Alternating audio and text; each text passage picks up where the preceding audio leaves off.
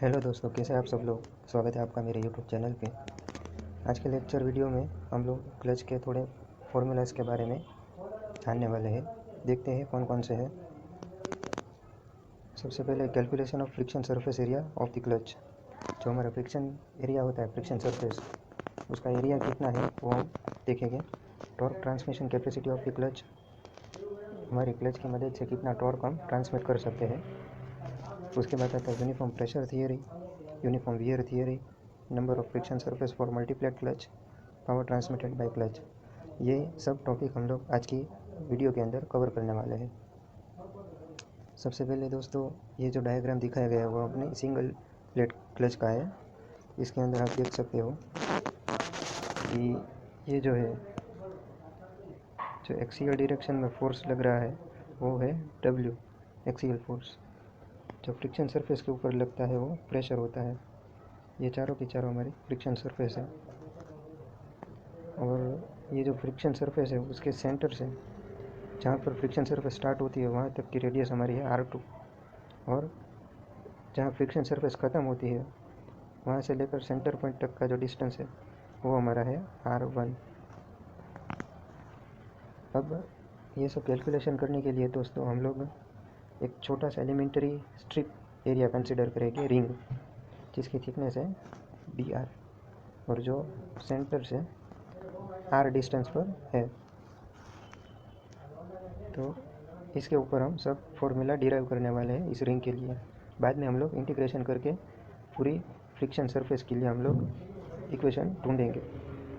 तो ये फिगर को दिमाग में रख लीजिएगा। अब आगे देखते हैं। The clutch plate is situated between friction surface 1 and friction surface 2। जो हमारी क्लच प्लेट थी और फ्रिक्शन सरफेस 1 एंड 2 के बीच में सिचुएट की गई थी। ये चारों की चारों हमारी फ्रिक्शन सरफेस थी। द फ्रिक्शन लाइनिंग फिक्स्ड और bounded with the flywheel constitutes friction surface 1 and friction lining fixed और bounded with the pressure plate constitute friction surface 2। अब जो हमारी क्लच प्लेट है इसके एक तरफ फ्लाई व्हील होगा जो एक फ्रिक्शन सरफेस बनाता है, और दूसरी तरफ होगा प्रेशर प्लेट जो दूसरी फ्रिक्शन सरफेस बनाता है।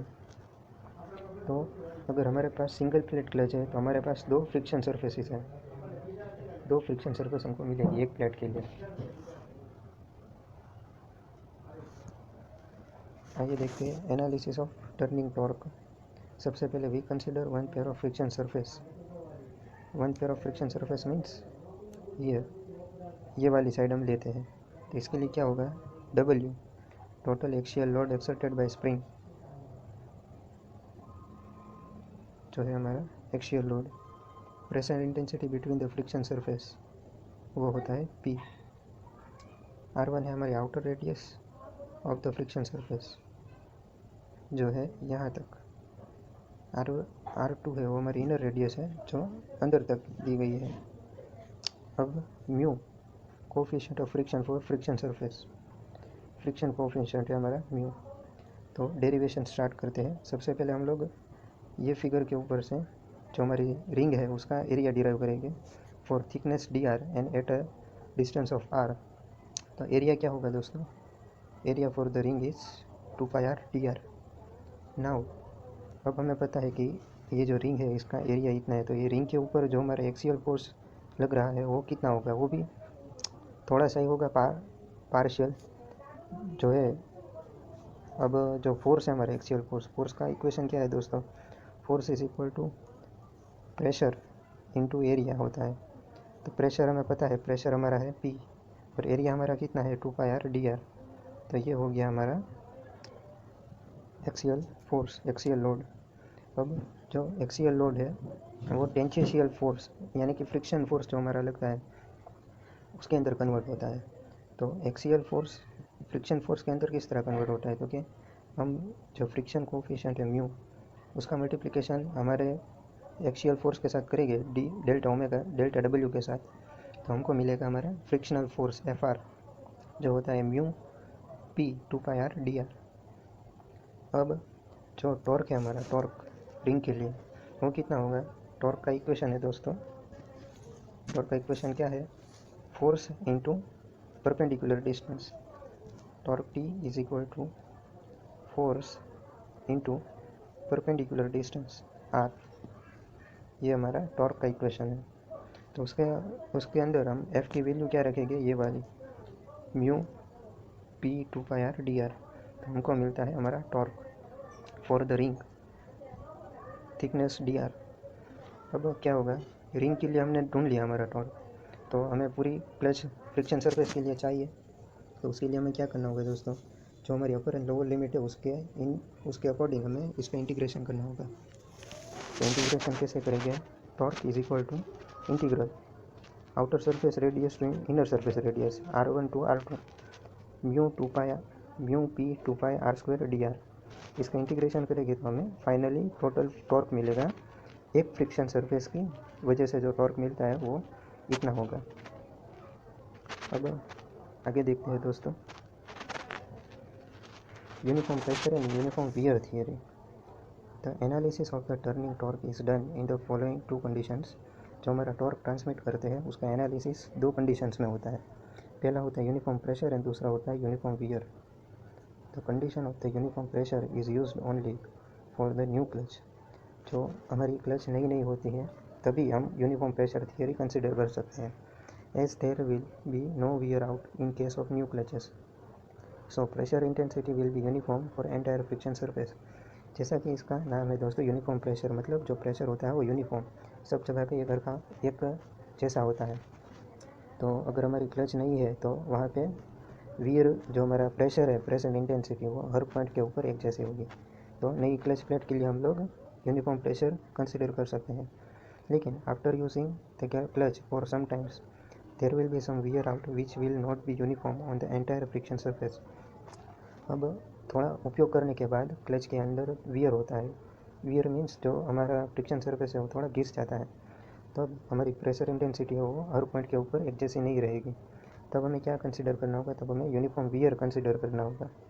वो कैसे करते हैं, the wear out on the outer friction surface will be more than the inner friction surface, thus pressure intensity will not be uniform. जब हमारा वियर होता है फ्रिक्शन सरफेस के ऊपर, तब जो हमारी प्रेशर इंटेंसिटी है वो यूनिफॉर्म रहने के बजाय आउटर सरफेस उसके ऊपर ज़्यादा रहती है प्रेशर, और इनर सरफेस है उसके ऊपर प्रेशर कम रहता है। तो जो वियर होगा वो आउटर सरफेस का ज़्यादा होगा और इनर सरफेस का कम। तो to get uniform pressure intensity it is very necessary that the friction surface must be wear out uniformly for each value of the radius.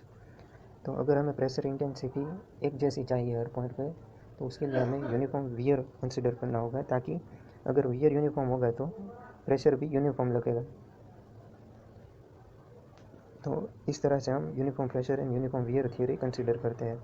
अब आगे uniform pressure theory, according to uniform pressure theory conditions हम torque फिर से derive करेंगे। जो हमने torque derive किया था सिंगल क्लच प्लेट के लिए, वो ये इक्वेशन है, देखिए P torque T equal to integral r1 to r2 mu P 2πr² dr।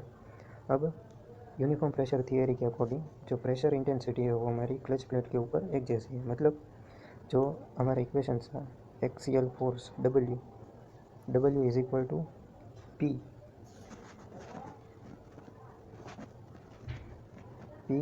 Into pi R into DR, P into pi R into DR जो था उसके अकॉर्डिंग अगर हमारा प्रेशर यूनिफॉर्म है तो प्रेशर को हम सब्जेक्ट बनाएंगे तो इक्वल टू क्या दूसरी तरफ क्या आएगा, axial force upon pi into R1 minus R2 square. ये जो है दोस्तों, ये P जो है हमारा वो पूरी क्लच प्लेट पूरी फ्रिक्शन सरफेस के लिए है, इसलिए जो हमारा R था उसका इंटीग्रल होता है R²/2, और उसके अंदर इनर रेडियस और आउटर रेडियस पुट करने से हमको मिलता है R1² माइनस R2²। तो इंटीग्रल के बाद जो फॉर्म मिलता है वो ये वाला फॉर्म है दोस्तों, जो डिनोमिनेटर में दिया गया है एरिया। ये नॉर्मल प्रेशर है हमारा, pressure is equal to axial force upon surface area. ये कांस्टेंट है, यूनिफॉर्म है। तो इसके अकॉर्डिंग हम टॉर्क जो है उसको डिराइव करते हैं। तो जो ये इंटीग्रल वाला स्टेप है इसके अंदर 2π म्यू एन और P वो सब कांस्टेंट है, तो वो इंटीग्रल से बाहर चले आएंगे और R square into D R का इंटीग्रल होगा। तो अभी इस स्टेप के अंदर हम लोग वैल्यू कौन सी पुट करेंगे, पी की यहाँ पे। तो पी की वैल्यू जो हमने पुट की वो है डब्ल्यू पाई R1 minus R1 square minus R2 square. ये 2 पाई म्यू वैसे के वैसे ही है जो यहाँ पे था, और ये इंटीग्रल वाला स्टेप वो भी यहाँ पर ऐसे ही है।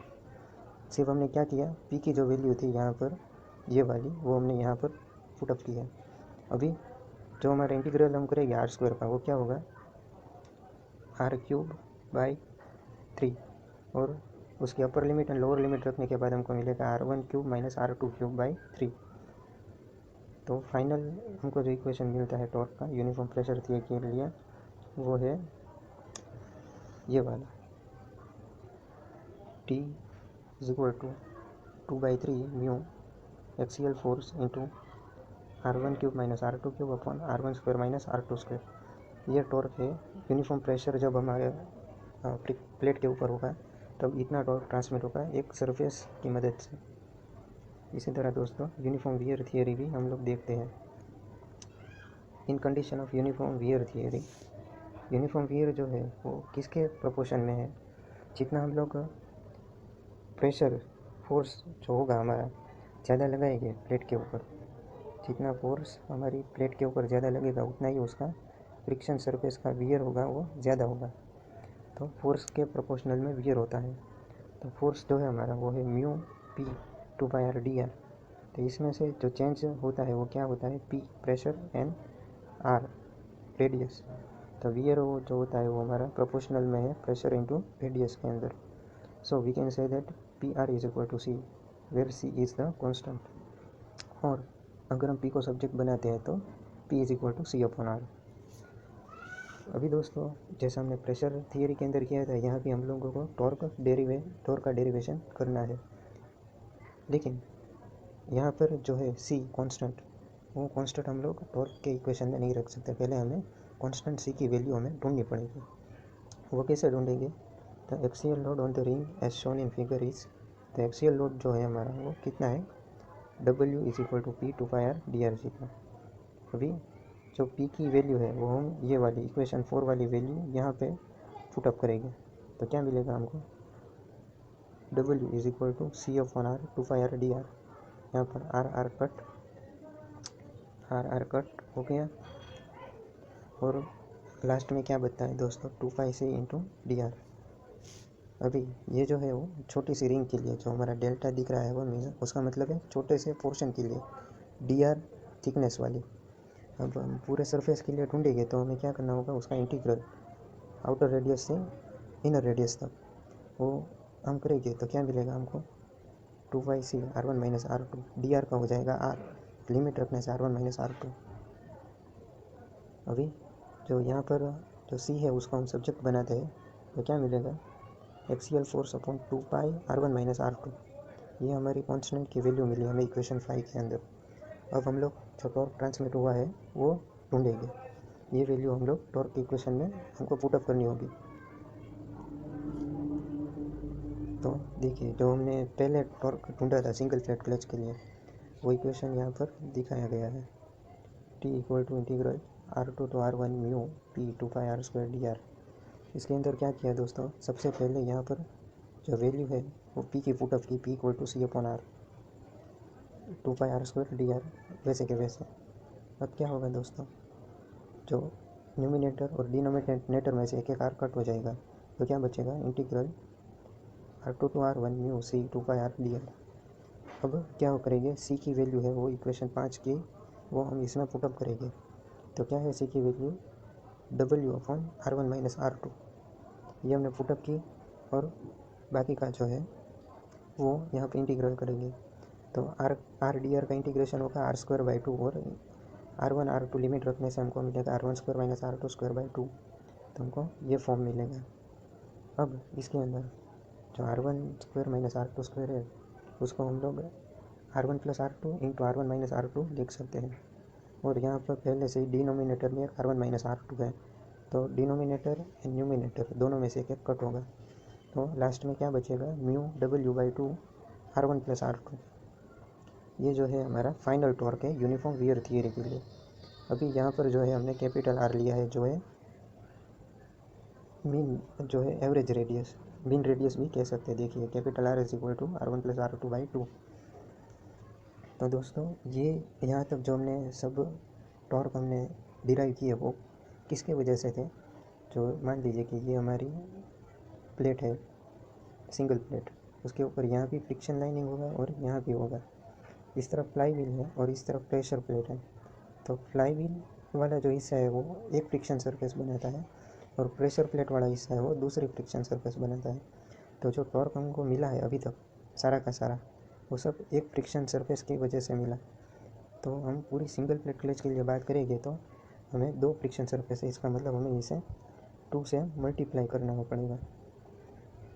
तो देखिए दोस्तों, यूनिफॉर्म प्रेशर थियरी में हमने जो टॉर्क में ढूंढा वो ये है, एक फ्रिक्शन सरफेस के लिए 2/3 mu W R1³ - R2³ upon R1² - R2²। उसको क्या करेंगे, 2 से मल्टीप्लाई करेंगे तो हमें सिंगल प्लेट क्लच के लिए टॉर्क ट्रांसमिट मिलेगा यूनिफॉर्म प्रेशर के लिए। उसी तरह से जो है यूनिफॉर्म वियर, उसके लिए भी अगर 2 को हम लोग मल्टीप्लाई करेंगे तो हमें सिंगल प्लेट क्लच प्लेट के लिए टॉर्क ट्रांसमिट मिल जाएगा। अब आता है दोस्तों मल्टीप्लेट क्लच। जब मल्टीप्लेट क्लच होता है तो उसके अंदर क्या होता है वो हम लोग एक छोटा सा वीडियो देखने के बाद मैं आपको बताता हूँ, आपको समझने में आसानी होगी। तो देखते हैं वीडियो के अंदर।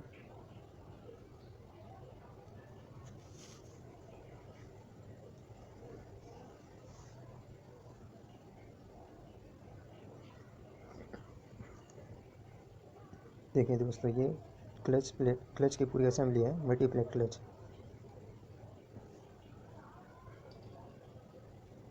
देखिए इसके अंदर हम लोग को क्या देखना है दोस्तों, यहाँ पर जो हमारी ये जो है, ये जो गोल्डन कलर की दिख रही है ये हमारी क्लच प्लेट है दोस्तों।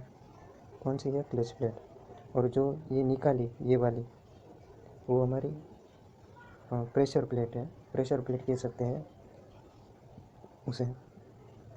तो मल्टीप्लेट क्लच के अंदर क्या आता है दोस्तों, एक प्रेशर प्लेट, एक क्लच प्लेट, एक प्रेशर प्लेट, एक क्लच प्लेट, ऐसे उसे असेंबल किया जाता है।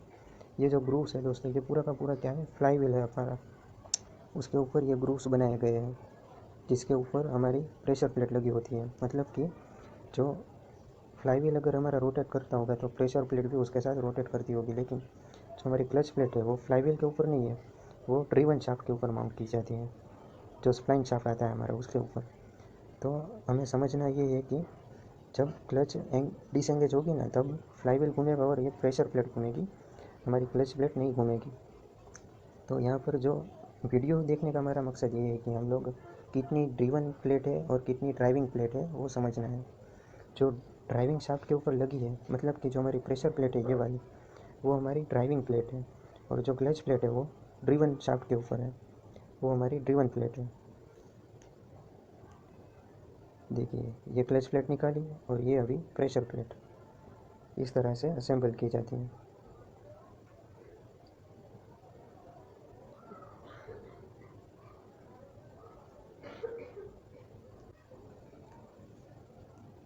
देखिए दोस्तों, ये हमारा जो है वो हमारा इंजन शाफ्ट है, इसके ऊपर हमारा फ्लाई व्हील माउंट होगा। देखिए ये फ्लाई व्हील हमारा ड्राइविंग शाफ्ट के ऊपर माउंट किया जाता है, उसको अब फिट किया गया है बोल्ट की वजह से।